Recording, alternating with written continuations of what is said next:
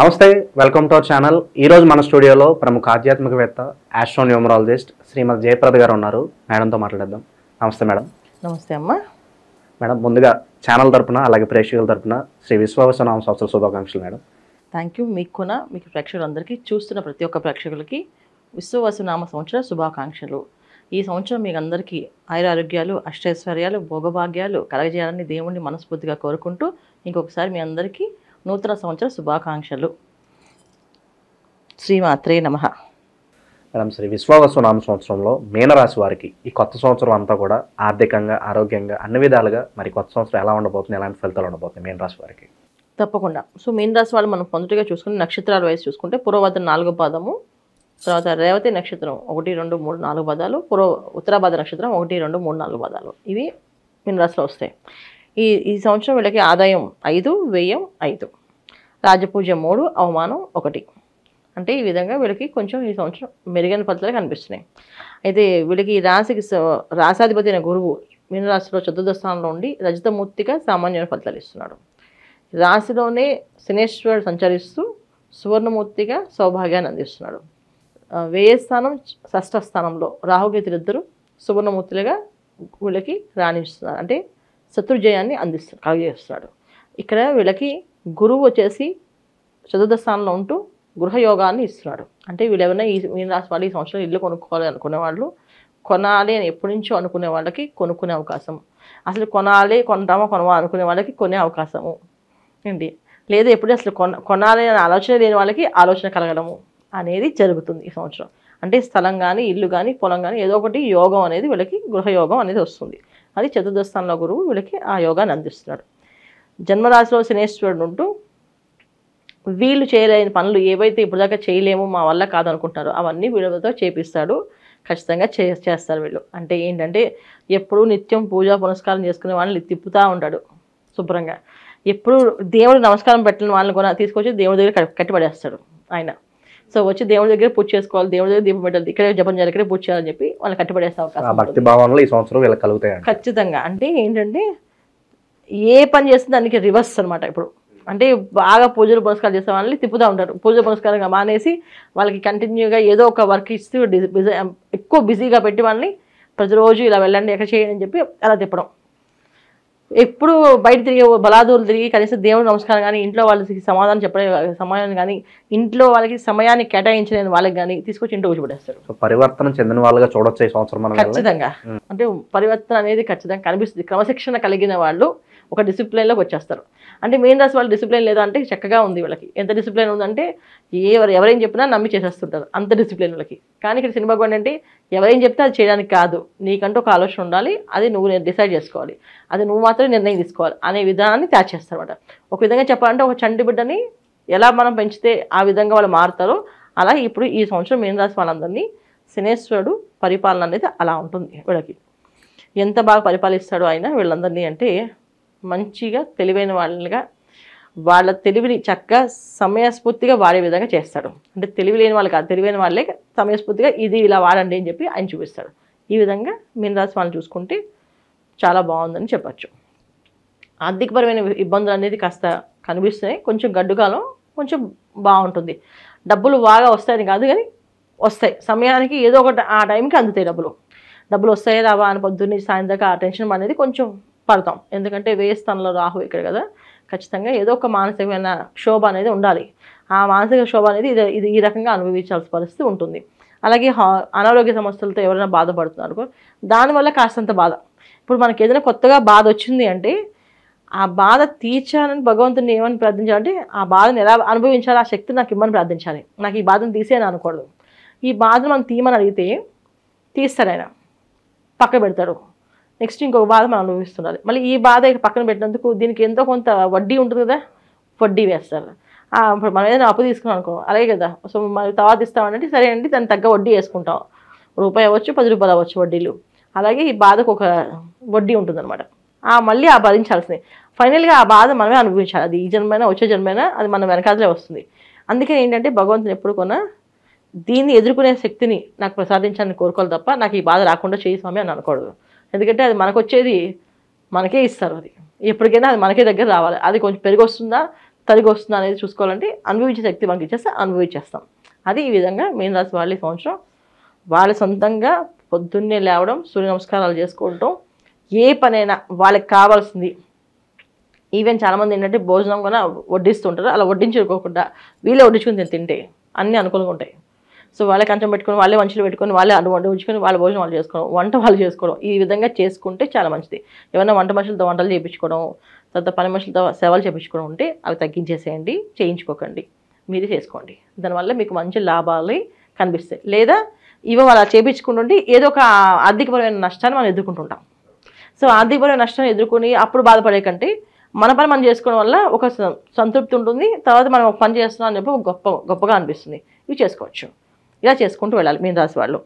తర్వాత ఇక విద్యార్థుల విషయం వస్తే విద్యార్థులు మాత్రం ఖచ్చితంగా కష్టపడి చదివితేనే పాస్ అవుతారు. లేదు మేము పాస్ అయిపోతాం అనుకుంటే మాత్రం అవ్వదు. ఈ సంవత్సరం ఏంటంటే కష్టపడడానికి సిద్ధంగా ఉండే వాళ్ళకి అదృష్ట యోగాలు, సోమరిపోతులుగా ఉండే వాళ్ళకి దురదృష్ట యోగాలు. సో మీన రాశి వాళ్ళకి కొంతమందికి బాగుంది, కొంతమంది బాధని చెప్తున్నారు కదా. మాగిపోవడానికి ఏం లేదు. కష్టపడే వాళ్ళకి ఏ రోజు ఏ ప్రాబ్లం రాదు. శుభ్రంగా సోమరిపోతుగా ఉండే వాళ్ళకి మాత్రం ప్రాబ్లమ్స్ అనేది వస్తాయి. కాస్త బాగా రావడమే కాకుండా బాధతాయి కూడా వాళ్ళని. అంటే వాళ్ళు ఎక్కడో ఏదో గొడవకి వెళ్తే వీళ్ళు ఉతికేస్తారు అనవసరంగా. అంటే దెబ్బలు ఎలా పడితే ఇంట్లో వాళ్ళు కొట్టలేరు, ఇంట్లో వాళ్ళు కొట్టే ధైర్యం ఉండదు. అప్పుడు బయటికి వెళ్తారు, ఏదో గొడవలో వీళ్ళు మధ్యలో దూరుతారు, వాళ్ళు కలిపి వీళ్ళు బాధేస్తారు. అలాంటి విషయాల్లో ఉండదు. సోమరిగా ఉండే వాళ్ళకి మాత్రమే ఇది. కష్టపడే వాళ్ళకి కాదు. కష్టపడే వాళ్ళకి గుర్తింపు అనేది ఉంది, బ్రహ్మాండంగా సాధిస్తారు, సాగిస్తుంది వాళ్ళ లైఫ్ చాలా బాగుంటుంది. అయితే శనేశ్వరుడు ఎప్పుడు కూడా కష్టపడే వాళ్ళ పక్కన ఉంటాడు, సోమరిగా ఉండే వాళ్ళ పక్కన ఉండడు, తాడు తీసేస్తుంటాడు. అందుకే శనేశ్వరుడు అంటే భయపడతారు అందరూ. ఎందుకంటే అది క్రమం, అది ఏదైతే క్రమశిక్షణ అనేది ఏంటంటే అది క్రమంగా ఒకటి రావాల్సిందే. నీకు ఈ బాధ, ఇప్పుడు నువ్వు ఈ బాధ అనుభవించాలి, కాసేపు సుఖం అనుభవించాలి. అంటే ఇప్పుడు ఈ బాధ ఇచ్చేస్తాడు, తర్వాత సుఖం ఇస్తాడు. ఇది అది కాదు, రెండు అనుభవించే పరిస్థితి ముందు అది వెనకాల ఏముండదు, ఏది ముందో అదే ఇస్తాడు, అలా ఇస్తూ వెళ్తాడు. అందుకే వీళ్ళు జాగ్రత్తగా ఉండాల్సిన అవసరం ఇది మీన రాశి వాళ్ళు. ఇక వివాహ ప్రయత్నాలు చేసే వాళ్ళకి వివాహాల యోగాలు అవుతాయి. వివాహ ప్రయత్నాలకు ప్రాబ్లం ఏం లేదు. సంతాన భాగ్యం కూడా బాగుంది, అది కూడా బ్రహ్మాండంగా ఉంటుంది. విదేశాల్లో ఉండేవాళ్ళు, విదేశాలకు వెళ్ళాలనుకునే వాళ్ళకు కూడా మంచి రాజయోగాలు, భోగాలు బాగున్నాయి. సో ముఖ్యంగా చెప్పాలంటే విదేశాల్లో ఉన్న వాళ్ళకి ఎక్కువగా మంచి ఫలితాలు ఉన్నాయి ఇక్కడ వాళ్ళకంటే కూడా. సో విదేశాల్లో ఉన్న వాళ్ళకి కొంచెం కొత్త పదవులు, పోస్టులు రావడం, అంటే వేస్తల్లో రాహు కనుక అక్కడ తెలియకుండా ఓవర్నెట్లో స్టార్లు చేయడం, వాళ్ళకంటూ ఒక పదవి ఇచ్చేయడం, ఆ పదవిలో మీరే సాధించాలి, రాణించాలని చెప్పి వాళ్ళకి ఇవ్వడము జరగడం ఉంటుంది. స్థలాలు అక్కడి నుంచి మారే అవకాశం ఉంటుంది, కొత్త హౌసెస్ కొనుక్కునే అవకాశం ఉంటుంది, కొత్త ప్లేసెస్కి వెళ్ళే అవకాశం ఉంటుంది. అంటే అక్కడి నుంచి అంటే అవుట్ ఆఫ్ కంట్రీస్ నుంచి ఇంకో కంట్రీకి వెళ్ళే అవకాశం, అలా అవకాశం, ప్రమోషన్స్ వచ్చే అవకాశం ఉంటుంది. ఇంట్లో అసలు ఏవి కాదు, ఎప్పుడు ఏమి కావట్లేదు, ఏమి రావట్లేదు అనుకునే వాళ్ళకు కూడా మంచి గుర్తింపు వచ్చి చేసే అవకాశం ఉంది. మీన రాశిలో ఉన్న స్త్రీలకి మంచి గుర్తింపు అనేది ఉంది, రాణింపు కూడా ఉంది. వాళ్ళకి గుర్తింపు, రాణింపు రెండు ఉండే. అంటే ఏదో ఒక వ్యాపారం మొదలు పెడితే ఆ వ్యాపారంలో వాళ్ళకి సాధించే సక్సెస్ అనేది అనుకూలత కనిపిస్తుంది. శత్రువుల నుంచి ఇబ్బంది ఏమైనా కనిపిస్తుంది మేడం ఈ సంవత్సరం ఈ రాశి వాళ్ళకి? శత్రువు జయం అనేది కలుగుతుంది. అందుకనే వీళ్ళకి శత్రువులు అనేవాళ్ళు ఎవరు ఉన్నారు అనేది బయటపడుతుంది. ఫస్ట్ చతుర్థ స్థానంలో ఎప్పుడైతే గురువు రజతమూర్తిగా ఉన్నారో ధనయోగాన్ని ఇస్తాడు, అలాగే శత్రు యోగాన్ని ఇస్తాడు. శత్రు యోగాన్ని తీసేస్తాడు, నిర్మూలిస్తాడు. అంటే ఎవరైతే శత్రువుగా మన గురించి ఆలోచిస్తున్నారో వాళ్ళు వీళ్ళని వదిలేద్దాం అని అనిపిస్తుంది. ఎందుకంటే వాళ్ళకి వాళ్ళు అనుకుంటారు. ఇక్కడ సువర్ణమూర్తులుగా రాహు కేతులు ఇద్దరు వ్యయ స్థానంలో, ఇక్కడ షష్ఠ స్థానంలో. దీనివల్ల ఏంటంటే ఖచ్చితంగా వీళ్ళని వదిలేద్దాంలే, ఏం అక్కర్లేదు, అయినా ఎందుకు వీళ్ళతో మనం అంత సత్తుత పెట్టుకోవాలి, వాళ్ళు మనం ఏం చేస్తారు అనే ఫీలింగ్ వస్తారు. అలాగే కోర్టు సమస్యలు ఉన్నా, కోర్టు వాయిదాలు ఇబ్బందులు ఉన్నా సరే దాని నుంచి బయటపడతారు. దానివల్ల ఇబ్బంది పడతాను కాదు, బయటపడతారు. సో మనకు వద్దులే అని చెప్పేసి వీళ్ళు వదులుకుంటారు, వాళ్ళు వదులుకుంటారు. అలా దానివల్ల ఏంటంటే సామాన్యమైన ఫలితాలే కనిపిస్తున్నాయి, అంత ఇబ్బంది పడలేదు. కాస్త బలాదూరుగా తిరిగేవాళ్ళు, ఎప్పుడూ అబద్ధాలు చెప్పి ఆ తర్వాత గ్యాంబ్లింగ్ లాంటి బిజినెస్లు చేసేవాళ్ళు, అలాంటి వాళ్ళకి కాస్త బాగా దెబ్బ పడుతుంది. బ్లాక్ మ్యాజిక్ బిజినెస్ చేసేవాళ్ళు, బ్లాక్ మ్యాజిక్ వాడేవాళ్ళు, ఇలా చేసేవాళ్ళకి మాత్రం చాలా గట్టిగా దెబ్బలు పడతాయి. మిగతా విషయాలన్నీ బాగుంటాయి, ఇబ్బంది లేదు. ఈ రాశిలోని వివిధ నక్షత్రాల వాళ్ళు ఎలాంటి మంత్రాలు జపించుకుంటే బాగుంటుంది మేడం? ఈ నక్షత్రం వాళ్ళు, పూర్వభద్ర నక్షత్రం వాళ్ళు మాత్రం శివాయ గురువే నమః మంత్రాన్ని ఎక్కువ చేస్తుండాలి వీళ్ళు. తర్వాత ఉత్తరాభద్ర నక్షత్రం వాళ్ళు, వీళ్ళు మాత్రం ఖచ్చితంగా హరే కృష్ణ హరే కృష్ణ హరే కృష్ణ హరే కృష్ణ హరే కృష్ణ అని మంత్రానికి కాదు, నామాన్ని కంటిన్యూ అంటూ ఉండాలి. హరే కృష్ణ హరే కృష్ణ హరే కృష్ణ హరే కృష్ణ హరే కృష్ణ. ఎందుకంటే వీళ్ళకి కోపం విపరీతంగా పెరుగుతుంటుంది. ఎంత కోపం వస్తుంటే అవతల వాళ్ళకి కొట్టేసి మాట్లాడదాం అనుకుంటారు. చెప్దాం అని ఓర్పుగా చెప్దాం అని మాత్రం ఆన్సర్ రాదు. ఎంత కోపం వస్తుంటే వీడిని అసలు ఒక రోజు బాధేయాలి, బండగేసి బాధేస్తే కానీ వీడు మాట విండు, అంత కోపం వస్తుంటుంది. ఎందుకు వస్తుందంటే ఇంతకుముందు వాళ్ళకి ఉంటుందని కాదు, జనరల్గా వాళ్ళ కోపం ఉన్నా వాళ్ళు జనరల్గా చెప్పడానికి ప్రయత్నం చేస్తుంటారు ఎప్పుడు కూడా, ఓకే చెప్తానని చెప్పేసి. అంతేగాని కోపంతో బాధలు కానీ కొట్టడం కానీ అలా లక్షణాలు ఎప్పుడు రావు, కొత్తగా వస్తాయి. వేయి స్థానంలో రాహు ఉండడం వల్ల శనేశ్వరుడు రాహు రెండు కలిసి మీనరాశిలో ఉండడం కొన్ని రోజులు, తర్వాత ఆ ప్రభావం మళ్ళీ ఆయన కుంభరాశిలోకి వచ్చిన తర్వాత కూడా ఆ ప్రభావం ఉండడం వల్ల వీళ్ళకి కాస్త ఆతాలు. అందుకే వీళ్ళు ఎక్కువ కోపం వస్తున్న హరే కృష్ణ హరే కృష్ణ హరే కృష్ణ హరే కృష్ణ హరే కృష్ణ అనుకుంటుంటే ఆ కోపం కొంచెం కంట్రోల్ అవుతుంది. సరే మనం చెప్తానని చెప్పి మాట్లాడతారు. ఎందుకంటే ఆ సిచ్యువేషన్స్ కూడా ఎదురు వాళ్ళు వీళ్ళు బాగా ఏడిపించడానికి వీళ్ళు ఉన్న సహనాన్ని చంపేసినట్టుగా మాట్లాడుతుంటారు. ఇంకా వాళ్ళు ఎంతసేపు ఓర్పుగా ఉందాం అనుకుని ఉండరు అనమాట. ఏదో మాట్లాడుతూ వీళ్ళు డిస్టర్బ్ చేస్తూ ఉంటారు, దాంతో వాళ్ళకి కోపం పెడతాం వస్తాయి. అందుకే ఈ మంత్రం ఎక్కువ చేస్తూ ఉండాలి. రేవతి నక్షత్రం వాళ్ళు వీళ్ళు ఖచ్చితంగా వీళ్ళు శుభ్రంగా ఏంటంటే ప్రతిరోజు శ్రీహరి వల్లభాయ నమః, శ్రీహరి వల్లభాయ నమః, శ్రీహరి వల్లభాయ నమః అంటారు, మంత్రాన్ని ఎక్కువ చేస్తున్నారు. రేవతి నక్షత్రం వాళ్ళకి ఏంటంటే కాస్త అనారోగ్య సమస్య అనేది కాస్త ఇబ్బంది కనిపిస్తుంది ఈ రాశిలో వాళ్ళకి. ఓన్లీ రేవతి నక్షత్రం వాళ్ళకి మాత్రమే. ఏ రకమైన అనారోగ్య సమస్య అంటే కాస్త సంబంధించిన హెల్త్కి సంబంధించిన డిస్టర్బెన్స్. ఎందుకంటే మిథున రాశిలో గురువు చతుర్థ స్థానంలో ఉన్నారు. సో వీళ్ళు మీనరాశిలో జ్యేష్ఠ నక్షత్రం వాళ్ళకి అధిపతి బుధుడు. దీనివల్ల ఏంటంటే కాస్తంత ఆలోచన ధోరణి కాస్త మారడము, ఎక్కువ ఆవేశం రావడం, లేకపోతే ఎక్కువగా సహనం కోల్పోయి ఏదో మాట్లాడడము, ఏదో ఒకటి అంటే సహనాన్ని అనేది కోల్పోతుంటారు. అసహనం ఎక్కువగా పెరుగుతుంది, ఏదో నీరసం అనిపిస్తుంది, ఏదో యాక్టివ్గా అనిపించదు, ఏదో కోపం వస్తుంది. ఎందుకు కోపం వస్తుందో తెలియదు, ఎవరి మీద అలవాలో తెలియదు. అలాంటి విషయాల్లో కొంచెం ఇబ్బంది పడే అవకాశం ఉంది. వీళ్ళు కొంచెం ఈ మంత్రం శ్రీకృష్ణ హరివల్లభాయ నమః తర్వాత మీన రాశిలో ఉన్నవాళ్ళు ప్రతిరోజు వీళ్ళంతా కూడా హనుమాన్ చాలీసా ప్రతిరోజు చేయాలి. ఎందుకంటే మీనరాశిలో షష్టగ్రహ కూటమి అనేది జరుగుతుంది. ఈ షష్టగ్రహ కూటమి జరిగే 4 గ్రహాలు 5 గ్రహాలు 6 గ్రహాలు, కొన్ని రోజులు 6 గ్రహాల ప్రభావం, కొన్ని రోజులు 5 గ్రహాల ప్రభావం, కొన్ని నెలలు 4 గ్రహాల ప్రభావం ఉంటుంది. ఈ ప్రభావం ఉండడం వల్ల ఏమవుతుందంటే ఆర్థికపరమైన ఇబ్బందులు లేకపోయినా అనారోగ్య సమస్య అయితే ఉంటుంది. సో ఏదో ఒక ఇబ్బంది, ఇప్పుడు మంచి అవకాశం వచ్చింది కానీ వెళ్ళలే పరిస్థితి వచ్చింది అంటే అది ఆగినట్టే కదా. అందుకని వీళ్ళు ప్రతిరోజు హనుమాన్ చాలీసా చదివి బయటికి వెళ్ళాలి. ప్రతి ఒక్కరు మీనరాశి మాది అనుకున్న వాళ్ళందరూ కూడా హనుమాన్ చాలీసా చదవడము, మంగళవారం శనివారం ఆంజనేయ స్వామి గుడికి వెళ్ళాం. ఈ సంవత్సరం అంతా వీళ్ళు చేయాల్సిన పని ఇది. హనుమాన్ చాలీసా చదవకుండా ఉండకూడదు, అలాగే ఆంజనేయ స్వామి గుడికి వెళ్ళకుండా ఉండకూడదు. ఎందుకంటే రాశిలో శనేశ్వరుడు, తర్వాత వేల స్థానంలో రాహువు, చతుర్థ స్థానంలో గురువు. ఇవి ముగ్గురు కూడా ఎప్పుడు ఎలా రియాక్ట్ అవుతుందో తెలియదు, ఏ విషయమైనా అది ఏమైనా జరగచ్చు. ఎందుకంటే మనం చెప్పేది ఓన్లీ గోచార ఫలితాలు.